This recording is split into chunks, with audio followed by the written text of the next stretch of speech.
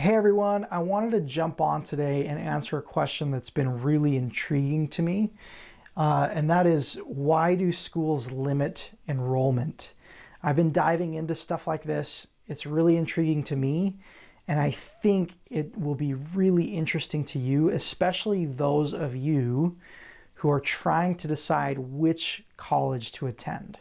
So if you're thinking about which college or university to enroll in, where should you attend? I think this video will help answer a lot of your questions. So why? Why in the world do schools limit enrollment? There are lots of schools in the country that have almost 100,000 or even more students enrolled in their schools. Okay, we're talking 70, 80, 90, 100,000 students enrolled in a single school.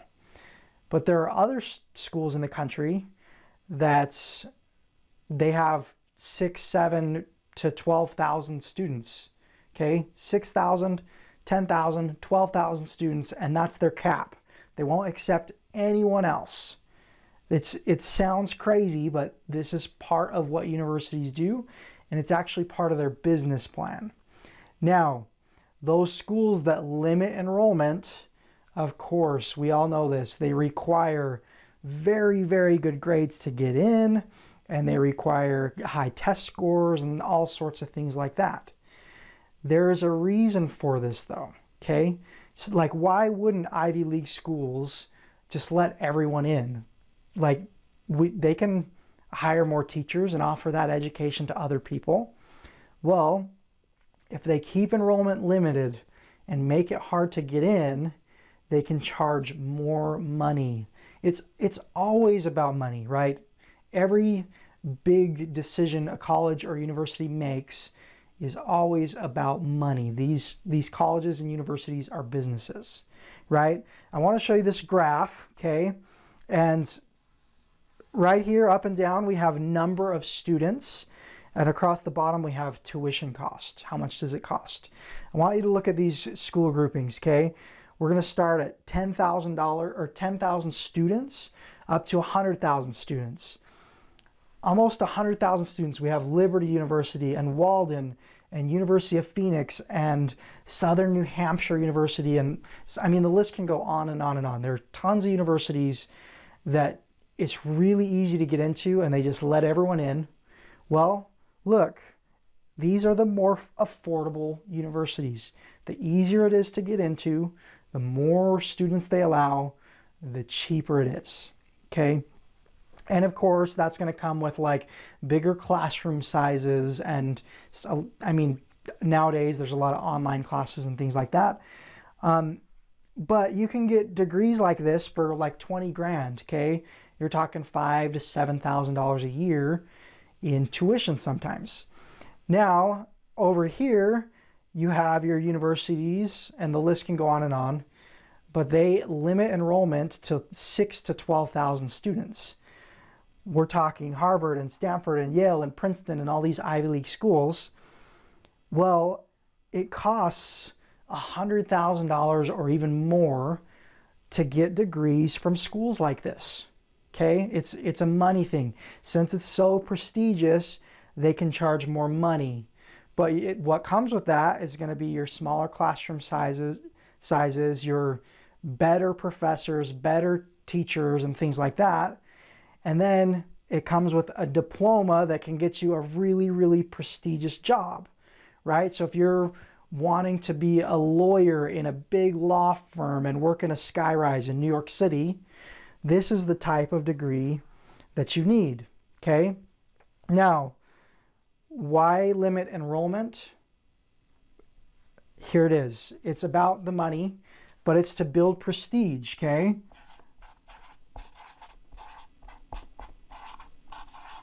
Okay, if these schools limit enrollment, make it really hard to get in, they're creating a more prestigious reputation, and then they can charge more money, because all this prestige, if you go to apply for a job and you have a diploma from Princeton, your employer's going to say, holy cow, like there aren't many of these, so I'm really going to listen to this guy in the interview, or this girl in the interview, right?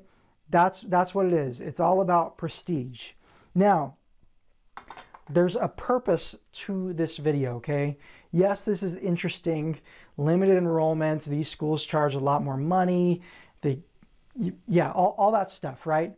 There's a reason for me talking about these things. As you know, I teach people how to graduate college much faster for cheaper, and I teach all types of hacks. This video is a video of warning, okay?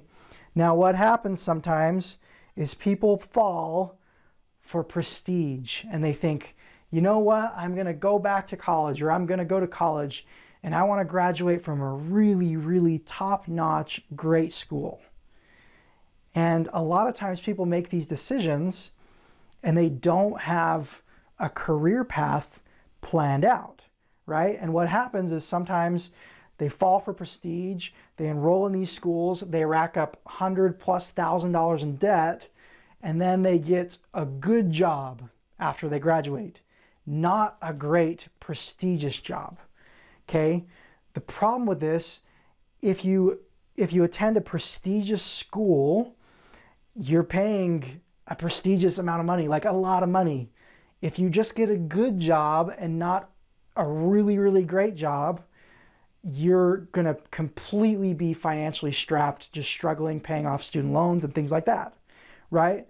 So my voice of warning is this: do not fall for prestige, okay? Don't fall for prestige. If you have a career plan and you want to be a brain surgeon and you need to go to a really, really prestigious school, do it. That's great. You've got your career mapped out and you know how to get from point A to point B. That is the right decision. But if you're wanting a prestigious degree because you think it's going to get you a better job, it's not the right decision to jump into a really expensive school. I hope this is making sense. But let's say you're in a situation, this is the same situation I was in. You're thinking, well, I want a bachelor's degree because I want it to open doors and get me job interviews to get better jobs. That's when you make a choice to go to a less expensive school, okay? Because if you drop out or something like that, it's not going to completely crush you financially and it's not going to ruin everything, okay? But when you do graduate, it's going to unlock the door for really, really good jobs that you weren't going to get otherwise.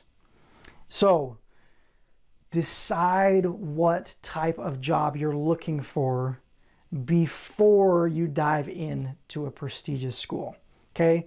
If you have no idea, if you just kind of want a better job and you want that college degree, definitely entertain schools that don't cost you a fortune, okay? As always, I am here to help. I have done extensive research on which schools cost less, which schools are the easiest to graduate from, which schools allow you to graduate the fastest, right? I'm always teaching you guys about hacks to graduate college faster and stuff like that. If you are in a situation where you're trying to choose a college, you're trying to choose a school, and you need help, reach out to me, okay? Send me a private message or let me know in the comments, however you want to do it. I'm here to help, and I'd be more than happy to help you figure out which school is going to offer you the very best chance to get the job that you're trying to get. I hope this video helped. It's just a voice of warning this time. I hope that it's going to save one of you or many of you a lot of money and a lot of headache and a lot of stress. Best of luck through your college journey. And yeah, I just really hope you have a great day, and we will talk soon.